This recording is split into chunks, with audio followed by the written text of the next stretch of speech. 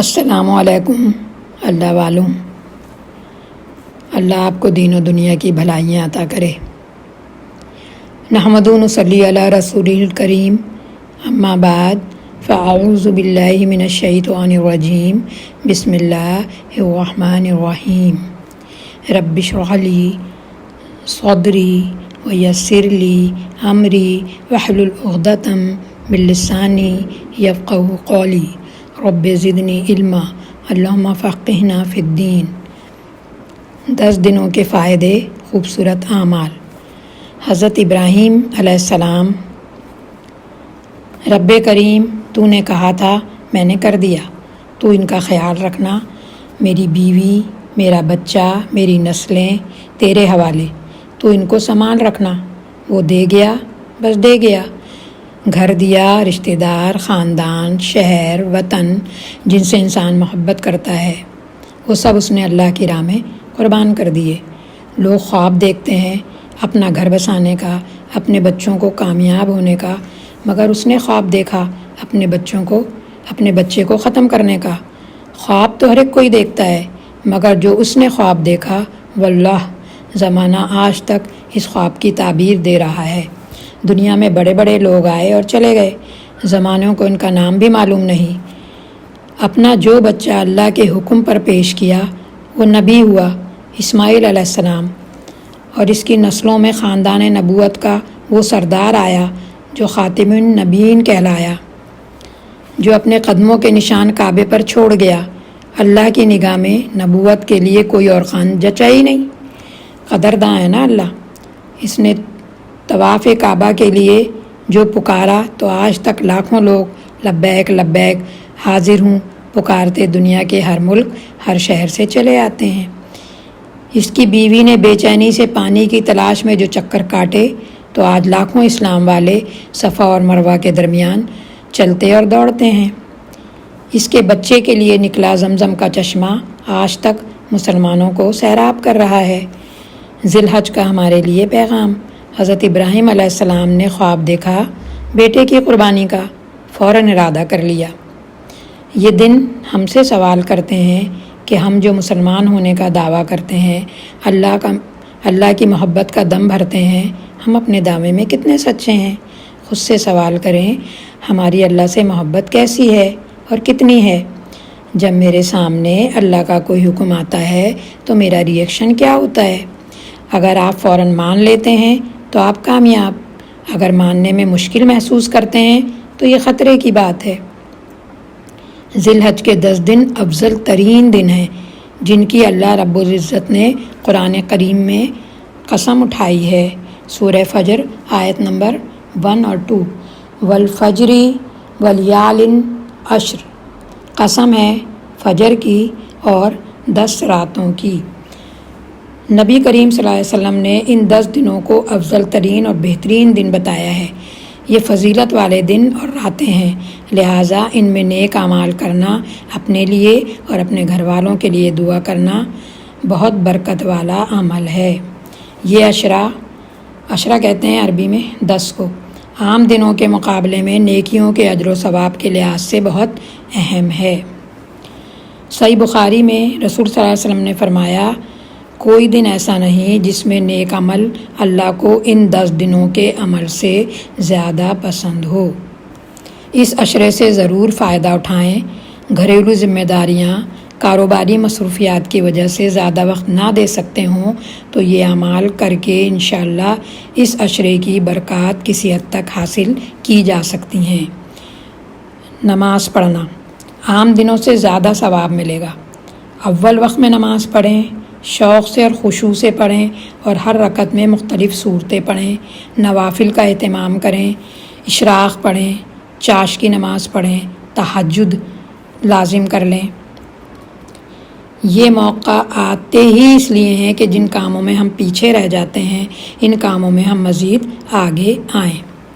روزانہ قرآن پڑھیں، ترجمے تفسیر کے ساتھ، چھوٹی صورتیں حفظ کر لیں، ذکر اللہ کریں، تیسرا کلمہ پڑھیں، سبحان اللہ والحمد للہ ولا الہ الا اللہ واللہ اکبر۔ صبح شام کی مسنون دعائیں پڑھیں، قرآنی دعائیں پڑھیں، درود شریف اور استغفار کی کثرت کریں۔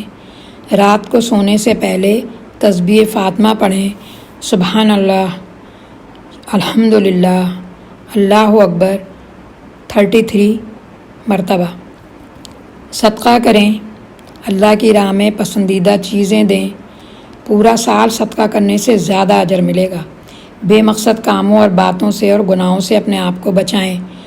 اچھے کام ہمیشہ ہی کرنا ہے، لیکن ان 10 دنوں میں کرنے والے اچھے کام اللہ کو بہت پسند ہیں۔ ان 10 دنوں کو معمولی نہ سمجھیں۔ ہمیں نہیں معلوم آئندہ سال یہ خوبصورت دن ہماری زندگی میں آتے ہیں کہ نہیں۔ خدمت خلق کرنا، رشتہ داروں کے ساتھ اچھا سلوک، پڑوسیوں کا خیال رکھنا، ضرورت مندوں کی مدد کرنا، یہ سارے کام ہم نے اس عشرے کے اندر انجام دینے ہیں انشاءاللہ تعالی۔ 9 ذی الحج عرفے کے دن کا روزہ رکھیں، یہ 2 سال کے گناہوں کی معافی کا ذریعہ ہے، مسلم کی حدیث۔ 1 ذی الحج سے 9 ذی الحج تک روزہ رکھنے کا ثواب عام روزوں سے زیادہ ہے۔ عرفے کے دن کا روزہ رکھنے کا اجر و ثواب 1000 دنوں کے روزوں کے برابر ہے، صحیح بخاری کی حدیث۔ رسول صلی اللہ علیہ وسلم نے فرمایا، میں اللہ سے امید رکھتا ہوں کہ عرفے کے دن کا روزہ پچھلے سال کے اور اگلے سال کے گناہوں کا کفارہ بن جائے گا، مسلم 2746 حدیث۔ عشرہ ذی الحجہ کا خاص ذکر تکبیرات ہیں۔ تکبیر کیا ہے؟ اللہ اکبر، اللہ سب سے بڑا ہے۔ اس نے آپ ہی کی خاطر، اللہ نے آپ ہی کی خاطر نیکیوں کے مہینے بنائے اور آپ ہی کی خاطر ثواب کا اجر کئی گنا بڑھایا۔ آپ اس سے غافل ہو جاتے ہیں، وہ آپ سے غافل نہیں ہوتا۔ ابن قیم رحمۃ اللہ علیہ فرماتے ہیں، اللہ اکبر، اللہ سبحانہ تعالیٰ اپنی ذات میں، صفات میں، قدرت میں، عزت میں، اپنے افعال میں ہر چیز سے بڑا ہے، بلند ہے، عظیم ہے۔ اپنے ساتھ بھلائی کیجیے، عرفہ کے دن ضرور دعائیں مانگیے۔ عرفہ کا دن عظیم ہے، یہ دن اطاعت رب اور اس کی بھرپور عبادت کا دن ہے۔ اس دن اللہ اہل عرفہ کے بارے میں فرشتوں کے سامنے فخر کرتے ہیں۔ اس مبارک دن میں جہنم سے لوگوں کو آزادی ملتی ہے، اس دن کو ضائع نہ کریں۔ آپ صلی اللہ علیہ وسلم نے بھی عرفے کے دن دعا مانگی اور انبیاء کرام نے بھی دعا مانگی۔ وہ دعا یہ ہے، لا الہ الا اللہ وحدہ لا شریک لہ لہ الملک و لہ الحمد وہو علی کل شیء قدیر، ترمذی کی حدیث۔ اللہ کے سوا کوئی معبود نہیں، وہ اکیلا ہے، اس کا کوئی شریک نہیں، بادشاہی اسی کے ہاتھ ہے، حمد کے لائق ہے، وہی ہے اور وہی حمد کے لائق ہے اور وہ ہر چیز پر قادر ہے۔ یہ دعا سب کو عرفہ کے دن کثرت سے کرنی چاہیے۔ اس دعا میں اللہ کی مکمل حاکمیت کا ذکر ہے۔ اس دعا میں اللہ کی توحید کا اقرار ہے، ہر طرح کے شرک کو رد کیا گیا ہے۔ اس دعا میں اقرار کیا جاتا ہے کہ تعریف کے لائق اللہ ہی ہے۔ اللہ ہے جو سب کچھ رکھنے کی مکمل قدرت رکھتا ہے، سب کچھ کرنے کی مکمل قدرت رکھتا ہے۔ یہ دعا حاجی بھی میدان عرفات میں کثرت سے پڑھتے ہیں، اس لیے 9 ذی الحج کو اس دعا کو کثرت سے پڑھیں۔ عرفے کا دن وہ واحد دن ہے جس دن اللہ تعالیٰ دن کے وقت آسمان دنیا پر آتے ہیں، اس لیے بہت دعائیں کریں، اپنے گناہوں کی معافی مانگیں، خوب عبادات کریں، نوافل پڑھیں، قرآن کی تلاوت کریں اور جتنی نیکی اس روز کر سکتے ہیں کر لیں۔ بہترین دعا عرفے کے دن کی دعا ہے۔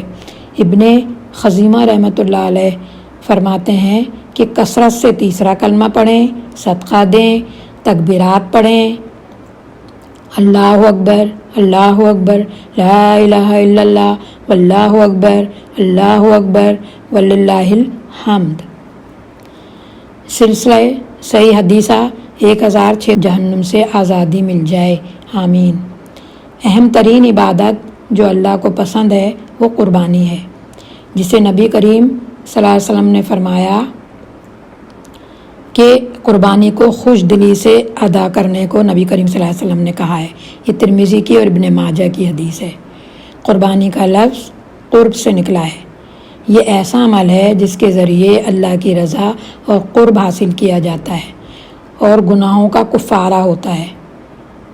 اللہ کا فرمان ہے فَصَلِّ لِرَبِّكَ وَانْحَرْ، سورہ کوثر آیت 2، اپنے رب کے لیے نماز پڑھ اور قربانی کر۔ سورہ حجر آیت نمبر 67 میں اللہ تعالیٰ فرماتا ہے لِكُلِّ أُمَّةٍ جَعَلْنَا مَنْسَكًا هُمْ نَاسِكُوهُ، ہر امت کے لیے ہم نے ایک طریقہ عبادت مقرر کیا ہے جس کی وہ پیروی کرتے ہیں۔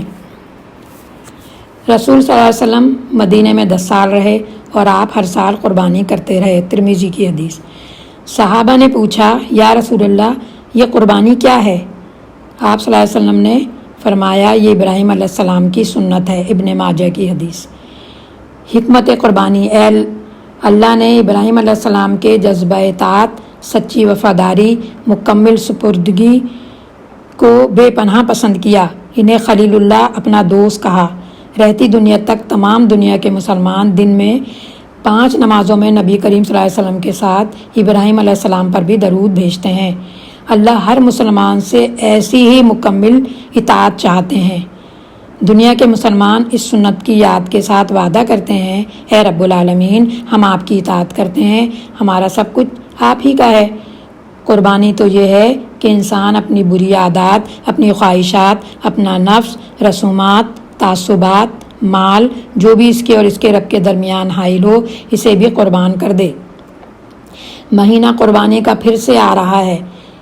انا کو، خود پرستی کو، دشمنی کو، نفرت کو، جہالت کو، ہر ایک بیکار عادت کو چلو قربان کر ڈالیں، اللہ کی خاطر ایک ہو جائیں۔ صحابہ کرام نے پوچھا قربانی سے ہمیں کیا ملے گا؟ تو آپ صلی اللہ علیہ وسلم نے فرمایا جانور کے ہر بال کے بدلے میں ایک نیکی، ابن ماجہ کی حدیث۔ قربانی علامت ہے اللہ کو راضی کرنے کی، بدی کی علامت کو قربان کرنے کی۔ مسائل قربانی، صاحب حیثیت پر قربانی لازم ہے، ابن ماجہ کی حدیث۔ جو قربانی کرتا ہے جو نہیں کرتا دونوں بال ناخن نہ کاٹیں، مسلم کی حدیث 5118 نمبر۔ قربانی کے جانور کو نیت کے ساتھ ذبح کرنا ضروری ہے، یعنی نیت کے بغیر ذبح کرنے سے سنت ادا نہیں ہوتی۔ سورہ حج کی آیت نمبر 36 کے اندر اللہ تعالیٰ فرماتے ہیں فَكُلُوا مِنْهَا وَأَطْعِمُوا الْقَانِعَ وَالْمُعْتَرَ، تو ان میں سے خود بھی کھاؤ اور ان کو بھی کھلاؤ جو قناعت کیے بیٹھے ہیں، اور ان کو بھی جو اپنی حاجت پیش کرتے ہیں، یعنی قربانی کا گوشت خود بھی کھانا ہے اور ضرورت مندوں کو بھی دو۔ صحیح بخاری 5570 میں نبی صلی اللہ علیہ وسلم نے فرمایا قربانی کا گوشت خود بھی کھاؤ اور ان لوگوں کو دو جن کے ہاں قربانی نہیں ہوئی۔ عید الاضحیٰ کا پیغام، قربانی آ رہی ہے، آؤ قربانی کریں، وہ لہجے، وہ جملے جس سے تکلیف ہوتی ہے رشتہ داروں کو اور دوستوں کو۔ آؤ قربان کریں وہ لائف اسٹائل جو شریعت کے خلاف ہے، وہ خواہشات جو ہمارے ماں باپ کا دل دکھائیں، وہ خواہشات جن کی وجہ سے ہم اپنے رشتے کمزور کر رہے ہیں، وہ انا جس سے معافی مانگنا مشکل ہو جاتا ہے، آئیں قربان کریں۔ وہ کام جو امت کے اتحاد کو توڑ رہے ہیں، آئیں قربان کریں۔ دنیا کی محبت، آخرت کے ہمیشہ کے آرام کے لیے آئیں قربان کریں۔ ابن ماجہ کی حدیث۔ جب پکارنے والا لبیک پکارتا ہے تو اس کے دائیں بائیں کی طرف کی زمین کی انتہا تک سب پتھر اور درخت اور مٹی اس کے ساتھ لبیک پکارتے ہیں۔ جس نے اس طرح حج کیا کہ نہ کوئی فحش بات کی نہ گناہ کیا تو وہ اس دن اس طرح واپس ہوگا جیسے اس کی ماں نے اسے جنا۔ بخاری کی 1521 حدیث۔ عورتوں کا جہاد بیت اللہ کا حج ہے، نسائی کی 2629 حدیث۔ جس نے ان 10 دنوں میں وہ سب اعمال کیے جو آپ کو بتائے گئے ہیں تو اللہ تعالیٰ 10 نعمتیں عطا کرے گا۔ عمر میں برکت، صحت ملے گی، مال میں زیادتی، حوصلہ افزائی فرماتا ہے، اہل و عیال کی حفاظت فرماتا ہے، گناہوں کا کفارہ، اس شخص کی نیکیوں میں اضافہ کر دیتا ہے، گناہ معاف فرما دیتا ہے، اس کے نزاع کے وقت کی تنگی میں آسانی پیدا کرتا ہے، جہالت کی تاریکی سے نکال کر ہدایت کی روشنی عطا فرماتا ہے، نیکیوں کا بھاری اجر دیتا ہے، جہنم سے نجات عطا فرماتا ہے، جنت میں بلند درجات عطا فرماتا ہے۔ کسی مسکین کو کھانا کھلایا تو اس نے بھی پیغمبروں کی سنت پر عمل کیا، اسی دوران، اسی حج کے مہینے میں۔ رسول صلی اللہ علیہ وسلم فرماتے ہیں کسی بھی دن شیطان اتنا چھوٹا، ذلیل، حقیر اور ناراض نہیں ہوتا جتنا عرفہ کے دن، کیونکہ اس دن اللہ کی رحمت کثرت سے نازل ہوتی ہے اور اللہ بڑے بڑے گناہ معاف کر دیتا ہے۔ صحیح مسلم کی حدیث۔ دعا کر لیں، اے اللہ ہم تیرے خلیل کی نقل کر رہے ہیں، قربانی کر کے عمل سے بھی اور زبان سے بھی سنت ابراہیم علیہ السلام کو زندہ رکھنے والوں میں ہمارا بھی شمار فرما دے۔ اے اللہ اگلے سال ہم بھی حج کرنے والوں میں شامل ہوں۔ اے رب کریم ہم سے وہ کام کروا لے جس سے تو راضی ہو اور تیرے محبوب کا ساتھ ملے۔ ربنا تقبل منا انک انت السمیع العلیم وتب علینا انک انت التواب الرحیم، وصلی اللہ تعالی علی خیر خلقہ محمد وآلہ واصحابہ اجمعین برحمتک یا ارحم الراحمین، آمین یا رب العالمین۔ السلام علیکم ورحمۃ اللہ وبرکاتہ۔